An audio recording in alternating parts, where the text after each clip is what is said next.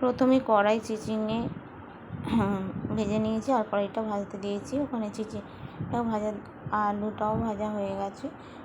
বরবটি কড়াইটাকে ভালো করে ভেজে নিচ্ছি।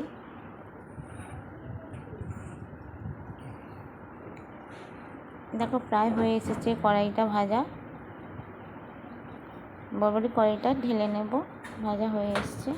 তারপর পেঁয়াজ আর কাঁচা লঙ্কা, হলুদ, জিরে গুঁড়ো, লঙ্কার গুঁড়ো সব দিয়ে পেঁয়াজটাকে ভাজা ভাজা হয়ে এসছে। এবার মশলাগুলো ভালো করে ভেজে অল্প পরিমাণ জল দেব। জল দিয়ে আর একটু মশলাটা কষিয়ে নেব অল্প জল দিয়ে। তেলটা ছেড়ে গেলে আর একটু নেড়ে চেড়ে ভাজা কড়াই চিচিঙে আর বরবটি কড়াইগুলো ভেজে রেখেছি, চিচিঙে দিয়ে আর একটু নেড়ে চেড়ে দেবো, মশলার সঙ্গে নেড়ে চেড়ে দেবো। দেখো তেল ছেড়ে গেছে।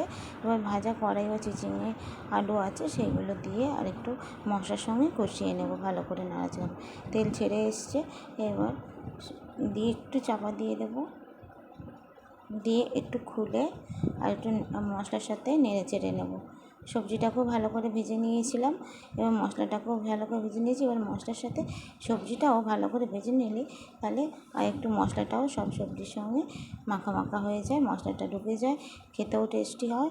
এরকম করে তোমরা সবজি তরকারি করে খেয়ে দেখবে, খুব সুন্দর লাগবে। দেখো এরকম লাল লাল করে ভেজে নিয়েছি, প্রায় ভাজা হয়ে এসেছে। অল্প পরিমাণ জল দেব, জল দিয়ে নেড়ে চেড়ে একটু চাপা দিয়ে দেব। কিছুক্ষণ পর খুলে দিয়ে চিংড়ি মাছ কটা দেব, চিংড়ি মাছ কটা দিয়ে চাপা দিয়ে দেবো। চিংড়ি মাছ কটা আর দুটো দেবো, দিয়ে নেড়ে চেড়ে চাপা দিয়ে দেব।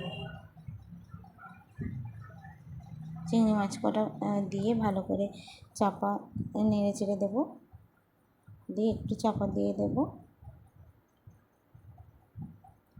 আমার ভিডিও কেমন লাগছে কমেন্ট বক্সে অবশ্যই জানাবে এবং সাবস্ক্রাইব করতে ভুলবে না। আর তোমরা কিভাবে রান্না করো প্রসেসটা সেটাও জানাবে।